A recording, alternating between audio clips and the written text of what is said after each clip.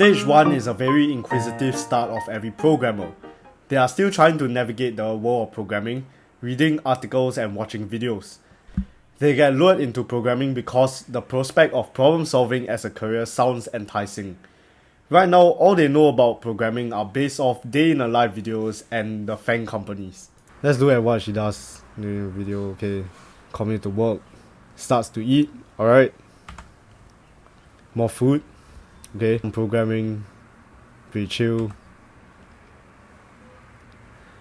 Okay, drinking on a job, alright. More food, there seems to be free food everywhere. Okay.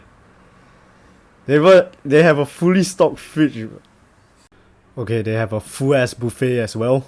Let's look at what she does at the end of the video. What?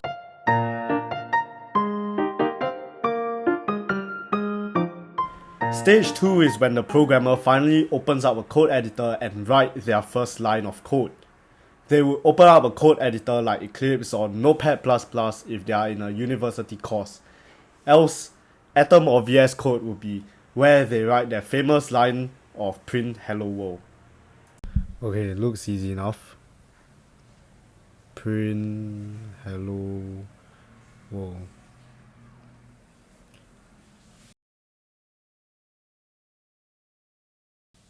Let's go! Okay, that's damn lame.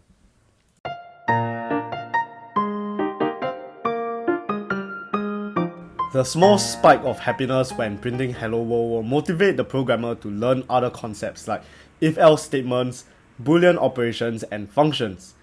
Each concept learned provides more motivation to learn another, and the cycle of learning and applying becomes too addictive that the programmer loses track of time.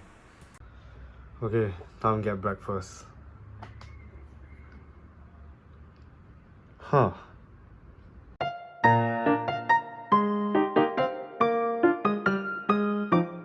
We all hit a plateau at some point in our lives. For the programmer, the plateau of learning copious amounts of new technical concepts disguises itself in a shroud of productivity. This stage is where the programmer gets trapped in tutorial hell. Udemy or YouTube becomes the new code editor as the programmer consumes many tutorials without writing a single line of code. This stage is where many quit as the excitement of coding wears off. The programmer is starting to get a general gist of how complex programming is, which adds to their laziness, thus leading to more time spent watching tutorials. That's too easy. Let's go for something harder. Heard Fireship got some good tutorials. Let's check out this. What's SST? Got it. Too easy. Okay, next. You know what? I basically know all of this already. There's no need to code.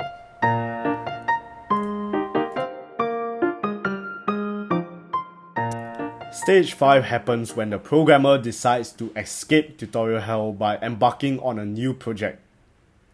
Any project that motivates the programmer will do. And with 0 projects to their name and no experience to show off, the sound decision of the programmer will be a personal portfolio website, over-engineered using React, Firebase, and an attempt at TypeScript. I'm done. Finally done. I'm going to get so many new job requests. So many job offers, bro.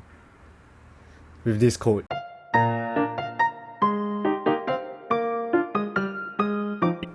After completing the mess of a portfolio website, the programmer will feel a sense of accomplishment that inflates their ego. There is nothing wrong with this milestone, however, we should look back at this phase and realize how silly it was. This is also the phase where the passion of programming starts to come back. Covered with rose-tinted glasses, the programmer will start to believe that they are the next Mark Zuckerberg, and a unicorn startup will only be 3 months away. Unicorn startup, there's no cake. It's just $1 billion. My startup will be worth way more than that. Let's see how Elon Musk starts. Bro, all he did was go to all these universities. I don't even need that. My portfolio website will carry.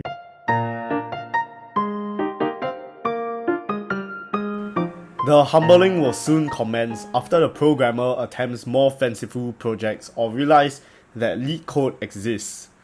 This is where real learning begins. The realization of the unknown starts to dawn on the programmer. This phase is also where the programmer slides down the Dunning-Kruger slope, becoming more in tune with their abilities.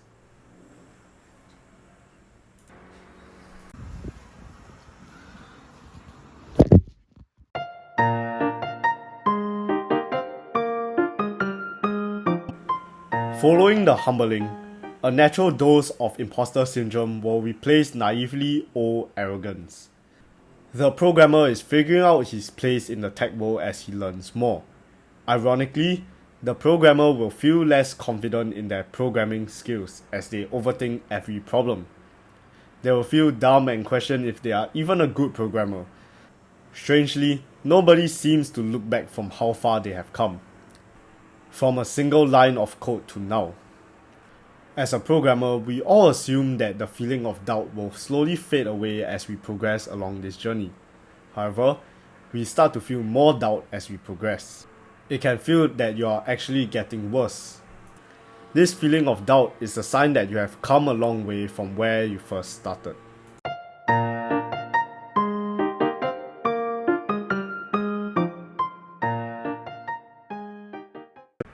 Stage 9 is an optional stage, and the programmer may choose to skip this.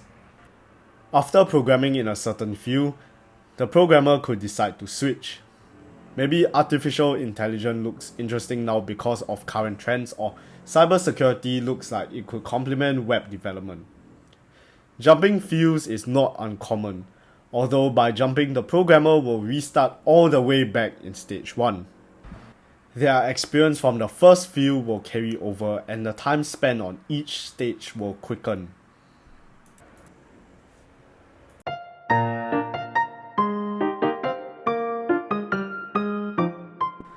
The final stage is when the programmer makes peace with imposter syndrome and gains mastery of one of the many programming fields. To maintain a level of mastery, continuous revision and practice is required. Another way is to become a tech lead and tell other people to revise and practice for you. What are you doing? Coding again? Stupid idea. This isn't gonna work. Just stop it already. Give it up already. It's not gonna make us rich. It's over. I know a lot of us out here are trying to learn code because we view it as the fast track to success, but it's not gonna work like it did 10, 20 years ago.